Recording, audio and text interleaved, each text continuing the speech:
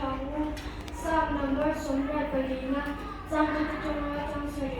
ô xí phải hậu cho lên mà yêu một cái chú ở bên đồ mẹ cái lớn này hai này là cái chuyện chung một lại cái chú ở hai em mà anh nhỉ anh chồng phải hai là cái chuyện luôn hai lên mà cái chuyện luôn hai cái cảnh xa rồi cái này toán này hi và cha đúng là làm cho nó học cho cái ô xí phải hậu cho lên mà cái này để cái cha ít mà giảm bớt lại cho trong số những bu ở chỉ và một cái bu ở này anh nói là nó tụi riêng ý nó ông cho chú anh nên là thôi đấy nằm chú anh phật phật bằng dây nắng mà chắc là nếu như chú anh là thôi đấy ở trên lung a dài ổn bên là làm nhà nó mà cho chú cho nó làm chú anh rồi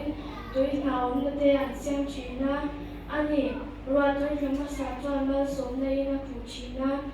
chẳng na cho nên chẳng lời rồi na anh cái chuyện na dài ổn